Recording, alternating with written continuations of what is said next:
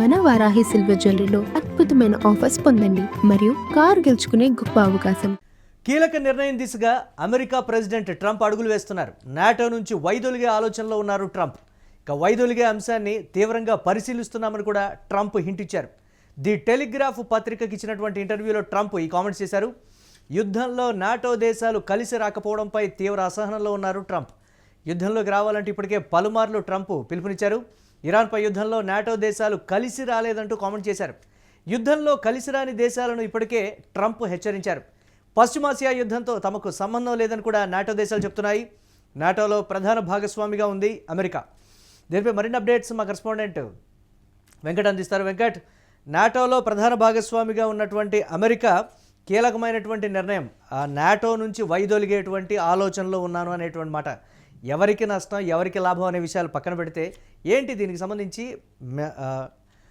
స్నేహమే, ఇటువంటి అంశాల్లో విభేదించడమే అనేది కూడా నాటో దేశాలు క్లియర్ కట్గా చెప్తున్నటువంటి పరిస్థితి. మా దేశ ప్రజల ప్రయోజనాల్ని పణంగా పెట్టి ఎలాంటి దేశంతో కూడా కలిసి ముందుకు వెళ్ళేటువంటి పరిస్థితి లేదని క్లియర్ కట్గా చెప్తున్న సిచ్యువేషన్. ఎలా చూడాలంటారు దీన్ని? మామూలుగా మనం పల్లెటూరులో ఒక సామెత తింటాం, అత్త కొట్టిన దానికంటే కూడా తోటి కోడలు తొంగి చూసినందుకని. అంటే ఈ ఆల్రెడీ నాశనం అయిపోయాడు, వాళ్ళు ఎందుకు ప్రశాంతంగా ఉన్నారనో లేదంటే మరి ఏం ఆలోచన అర్థం కావట్లేదు. కానీ అంటే వాళ్ళకి కూడా ఇరాన్ తో గొడవ పెట్టుకుని వాళ్ళు కూడా ఏదో రూపంలో నాశనం అయిపోతే హ్యాపీగా ఫీల్ అవుతాడు. అదే కనపడుతుంది ఇప్పుడు ప్రస్తుతానికి. అతని ఆలోచన విధానం ప్రకారం చూస్తే ఓకే, నేను ఆల్రెడీ నాశనం అయిపోయాను, నాకు ఆర్థికంగా కూడా నేను నష్టపోయాను, మీరు ఏదో కొద్ది గొప్ప పచ్చగా కనపడుతున్నారు, మీరు కూడా నాశనం అయిపోతే నా కళ్ళు చల్లబడతాయి, నేను దిగిపోయేలోపు ఈ యుద్ధాన్ని ఇక్కడ ఆపకూడదు, మీరు అందరూ కలిసి రావాలా. గల్ఫ్ దేశాలు ఎలాగో రావట్లేదు, వాళ్ళు నేను అన్ని రకాలుగా చెలికాను, ఇరాన్ కూడా వాళ్ళు అన్ని రకాలుగా కూడా చెలికారు కానీ రావట్లేదు, మీరు కూడా రావాలి అనేటువంటి ఆలోచన కొంత ఏదో ప్రదర్శించాడు. కానీ అది ఇప్పుడు మరి వాళ్ళు కూడా ఇప్పుడు ఫర్ ఎగ్జాంపుల్ వాళ్ళ దగ్గర ఉన్నటువంటి ఖైబర్ 15 సంథింగ్ క్షిపణులు ఉంటాయి, వాళ్ళు గురిపెడితే లండన్, ప్యారిస్, ఇటలీలోని రోము, ఇలా మొత్తం బ్రెజిల్ నగరాలు కానీ ఇవన్నీ కూడా వాళ్ళ క్షిపణుల రేంజ్ లోకి వస్తాయి. వాళ్ళకి ఆ క్లారిటీ ఉంది. ఎప్పుడైతే డియో గార్సియా మీద అటాక్ జరిగిందో ఓకే, వాళ్ళ దగ్గర ఉన్నాయి 1500-2000 కిలోమీటర్లు కాదు రేంజ్, అంతకు మించి ఉన్నాయి 4000 పైన ఉన్నాయి అనే క్లారిటీ వాళ్ళందరికీ వచ్చింది. ఆ తర్వాత వాళ్ళు కూడా సైడ్ అయిపోయారు. ముందు కొంత ఏదో బెదిరించి అమెరికాకు సహకరించే ప్రయత్నం చేసి మేమేదో కొంత స్ట్రైట్ ఆఫ్ హార్మోజ్ తెరిచే ప్రయత్నం చేస్తామని చెప్పేసి వాళ్ళు ఏదో కొంత హెచ్చరించే ప్రయత్నం చేసినప్పుడు కూడా వాళ్ళ సినిమా అర్థమైపోయింది.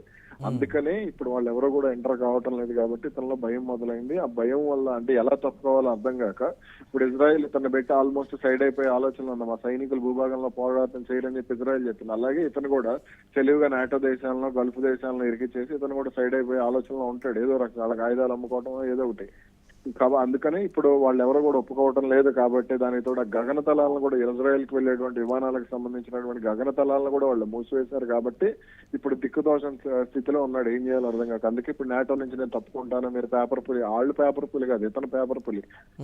ఇతనికి ఆ విషయం అర్థం కావట్లేదు ముందు నుంచి కూడా. ఇప్పుడు స్ట్రైట్ ఆఫ్ హార్మోజ్ మీద అతను ఎన్నిసార్లు మేము స్వాధీనం చేసుకుంటాం, మేము గెలిచేసాం, ఇట్లా రకరకాల 2 వారాలు ఏదో యుద్ధం ముగిస్తాము, లేదు ఇప్పుడు 2 వారాలు యుద్ధం ఇరాన్ కథ అయిపోతుంది, ఇప్పుడు మళ్ళీ 2 వారాల్లో మేము ఇరాన్ నుంచి బయటకు వచ్చేస్తాం, ఇలా ఏదో ఒక రూపంలో ఏదో పిచ్చి మాటలు ఇవన్నీ కూడా. అంటే మానసిక పరిస్థితి మరి ఎలాగుందో తెలియనటువంటి పరిస్థితి కనపడుతుంది. కాబట్టి ఇప్పుడు అంటే ఇరాన్ దెబ్బ నాటో దేశాలకు క్లియర్ గా అర్థమైందనే విషయం అతనికి ఇంకా అర్థం కావట్లేదు.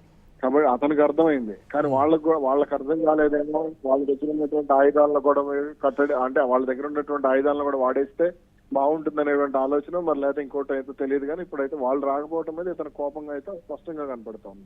ఒకవేళ నాటో దేశాల్లో నుంచి అమెరికా వైదొలిగితే అమెరికాకు ఉండేటువంటి నష్టం ఏంటి, లాభం ఏంటి, ఇతర దేశాలకు ఉండేటువంటి నష్టం, లాభం, దీని మీద ఒక డిస్కషన్ నడుస్తుంది కదా. దీన్ని ఎలా చూడాలంటారు? ఇప్పుడు మన కుటుంబంలో ఎవరన్నా అంటే పిచ్చోడు ఎవరన్నా ఉన్నారనుకోండి, ఫర్ ఎగ్జాంపుల్ మాట అన్నవాడు, మెంటల్ కండిషన్ సరిగా లేనివాడు, నేను ఉమ్మడి కుటుంబంలో ఉంటాను, నా భార్యను తీసుకొని బయటకు వెళ్ళిపోతాను అనుకున్నాను, వాడితో పాటు వాడు హ్యాపీగా ఉన్నా లేకపోయినా సరే ఇంట్లో వాళ్ళు అందరూ హ్యాపీగా ఉంటారు కదా. సేమ్ ఇక్కడ నాటో దేశాల విషయంలో కూడా అదే జరుగుతుంది. అతను హ్యాపీగా ఉన్నా లేకపోయినా అతను సావాడు వస్తాడు, అతను వస్తాడు, వీళ్ళు సావు వీళ్ళు వస్తారు. అంటే డాలర్ నా దగ్గర ఉంది కాబట్టి నేను ఏదైనా చేస్తాను అనేటువంటి ధోరణితో ఒక ఆ కాన్ఫిడెన్స్ ఏం చేస్తాడు మామూలుగా? ఆ డాలర్ అతని దగ్గర ఉంది, ఏం చేస్తాడు? అమెరికన్ ఐటీ కంపెనీలకి నాటో దేశాలు కావాలి. అమెరికా ఇప్పుడు మామూలుగా వ్యాపారస్తులకి వీళ్ళందరికీ కూడా రియల్ ఎస్టేట్ వాళ్ళకి కానీ వీళ్ళకి కానీ అక్కడ బిజినెస్ వాళ్ళకి కానీ ఎవరికన్నా సరే పారిశ్రామికవేత్త అవతల మొత్తానికి నాటో దేశాలు కావాలి. నాటో దేశాలు కాదు, వాళ్ళకి ప్రపంచం మొత్తం కావాలి. ఇప్పుడు అతని వల్ల, ఇతని పిచ్చి ఆలోచన వల్ల, లేదంటే ఇజ్రాయెల్ ఒత్తిడి వల్ల ఇతను యుద్ధం చేస్తున్నాడు అన్న విషయం అక్కడ అమెరికాలో ఉన్న ప్రతి ఒక్కరికి తెలుసు, అలాగే ప్రపంచం మొత్తం తెలుసు. కాబట్టి ఇతను ఏం చేస్తాడు, ఒకవేళ ఉంది ప్రత్యామ్నాయం వెతుక్కుంటారు కదా. ఇప్పుడు వాళ్ళ దేశాల్లో ఉన్నటువంటి రాజకీయ పరిస్థితులు, లేదంటే అక్కడ ఉన్నటువంటి ఆర్థిక పరిస్థితులు, ప్రజల ఆలోచన విధానము. ఇప్పుడు చైనా కూడా వదిలేసే, ఇప్పుడు చైనా ఇరాన్ ఆయిల్ కొనుక్కుంటుంది, అమెరికాతో సంబంధం లేదు. ఇరాన్ లో విలువైనటువంటి గోల్డ్ లిక్విడ్ ఉంది, బ్లాక్ లిక్విడ్ ఉంది, దాన్ని ఏదో అంటారు, గోల్డ్ బ్లాక్ ఏదో అంటారు, దాన్ని తీసుకుంటున్నారు. వాళ్ళు తీసుకున్న వాళ్ళు యువాన్లలో చెల్లింపులు చేస్తున్నారు. దానివల్ల ఇరాన్ కి ఏం నష్టం లేదు, చైనాకి ఏం నష్టం లేదు. వాళ్ళు ఈ డబ్బును వాళ్ళు తీసుకెళ్లి ఎక్కడ కావాలంటే అక్కడ మార్చుకుంటారు కదా. కాబట్టి ఇక్కడ ఇవన్నీ కూడా, ఈ బెదిరింపులు ఇవన్నీ కూడా ఏంటంటే కొంతకాలమే ఉంటాయి. ఇప్పుడు సముద్రం మీద అలిగితే ఏమవుతుంది చెప్పండి, ఏమవుతుంది, సముద్రానికి నష్టమే ఉండదు కదా. ఇప్పుడు నాటో దేశాలు అన్ని కలిసి వాళ్ళ దేశాల అభివృద్ధో లేదా వాళ్ళ ప్రజల ఆకాంక్షలకు అనుగుణంగానో, ఏదో రకంగా వాళ్ళ అభివృద్ధికి అనుగుణంగానో, అంటే ట్రంప్ ఇలాంటి బెదిరింపులకు దిగితే ట్రంప్ వెళ్ళిపోవడం కాదు, నాటో దేశాలే బహిష్కరించే ఛాన్సెస్ ఉన్నాయి అని కూడా అంటున్నారు, వెళ్ళగొడతారేమో అని. మీరు రీసెంట్ గా అల్ జజీరా గానీ, ఏబిసి న్యూస్ గానీ, న్యూయార్క్ టైమ్స్ గానీ ఇవి చదివితే నాటో దేశాలు ఇతని చేష్టల మీద చిరాగ్గా ఉన్నాయి, వాళ్ళు కుదిరితే బయటకు వెళ్ళిపోదాం అనుకుంటున్నారు అని చెప్పేసి ఒక ఆర్టికల్ కూడా వచ్చింది. వాళ్ళు వాళ్ళు ఇతనికి భయపడితే, ఇప్పుడు మీరు అన్నారు చూసారా, ఆ డాలర్ కి వాళ్ళు ఏదో భయపడితే, వాళ్ళైతే ఆ విమానాలని వీటన్నిటికీ సంబంధించి మా గగనతలంలోకి విమానాలు రాని, ఫ్రాన్స్ ఇట్లా మొత్తం అసలు ఏ విమానం రావద్దని చెప్పింది అమెరికా నుంచి.